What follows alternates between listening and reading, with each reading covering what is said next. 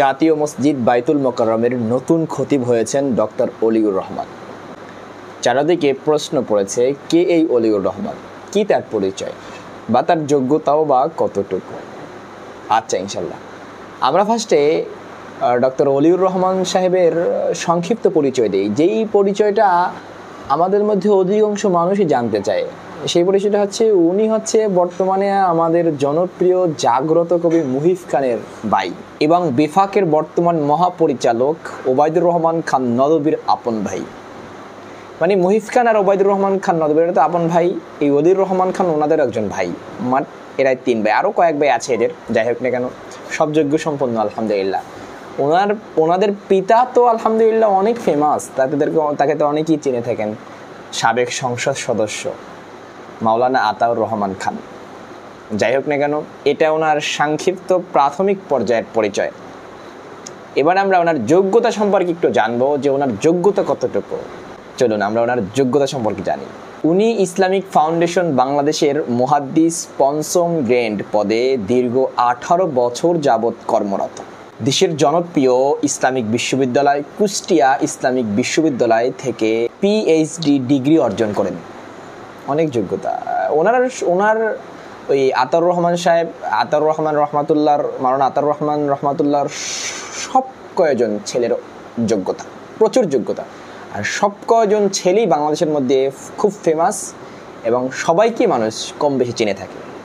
ওনার আরেকটি বড় পরিচয় হলো, উনি বেফাকুল মাদারিসিল আরবিয়া অর্থাৎ কওমি শিক্ষা বোর্ড, যেটাকে আমরা সংক্ষিপ্ত চিনে থাকি বেফাকের সাবেক মহাসচিব এবং আজীবনের জন্য সহসভাপতি। উনি ফরিদাবাদ মাদ্রাসা, মিরপুর দারুল উলুম 6 নম্বর মাদ্রাসার অধ্যক্ষ এবং ইমদাদিয়া মাদ্রাসারও উনি উপাধ্যক্ষ, জামিয়া ইমদাদিয়ার উপাধ্যক্ষ। এছাড়াও ওনার অনেক যোগ্যতা রয়েছে, যেমন ওনার ভাইদের যেমন যোগ্যতা। মুহিব খান কতটা জনপ্রিয়, কাব্য অনুসারে কোরআনের যে তর্জমাটা পরিপূর্ণভাবে করেছেন, এই মানে যোগ্যতাটা দেশের কতজন আলেমের আছে বলেন আমাকে। এরপর ওনার আরেক ভাই ডক্টর ওবায়দুর রহমান খান নদভী, তার যোগ্যতার যোগ্যতার বিচার করতে গেলে আমি শেষ করতে পারবো না, এতটা আল্লাহ তাআলা তাকে যোগ্যতা দান করেছেন। তারা কয় ভাই, সবাই যোগ্য সম্পন্ন। বাবা যেমন ছিলেন যোগ্য, পিতারাও তেমন যোগ্য হয়েছেন, এই জন্যই যোগ্য স্থানে যোগ্যরা বসেছেন।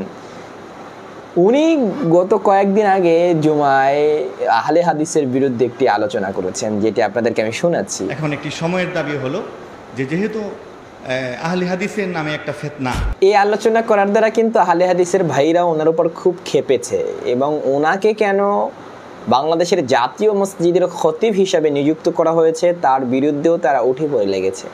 ভাই, লাভ হবে না। এদেশের পরতে পরতে ওলামায়ে দেওবন্দের অবদান, ওলামায়ে দেওবন্দ এদেশ গড়েছেন, এদেশের মানুষকে নামাজ শিখিয়েছেন ওলামায়ে দেওবন্দ। মাযহাবে হানাফি এদেশে প্রসিদ্ধ, মাযহাবে হানাফি এদেশের মানুষকে রোজা রাখতে শিখিয়েছেন, নামাজ পড়তে শিখিয়েছেন, হজ করতে শিখিয়েছেন, জাকাত দিতে শিখিয়েছেন। যাবতীয় ইসলামের আহকাম যত যা আছে সব কিছু নিয়ম পদ্ধতি মাযহাবে হানাফি শিক্ষা দিয়েছেন, ওলামায়ে দেওবন্দি শিক্ষা দিয়েছেন। সুতরাং এদেশের মহান পদস্থ তো ওলামায়ে দেওবন্দ থাকবে, আর কেউ থাকবে না। আহলে হাদিসরা এদেশে তাদের কোনো অবদান নেই, সোজা সাপটি কথা, আহলে হাদিসদের এদেশে কোনো অবদান নেই। সুতরাং যাদের এদেশে অবদান নেই তারা যোগ্য সম্পন্ন এক ব্যক্তিকে নিয়ে সমালোচনা করবে, এটা স্বাভাবিক ব্যাপার। ডক্টর অলিউর রহমান খান যোগ্য সম্পন্ন ব্যক্তি, তিনি একজন ডক্টর, তিনি পিএইচডি ডিগ্রি অর্জন করা একজন ব্যক্তি।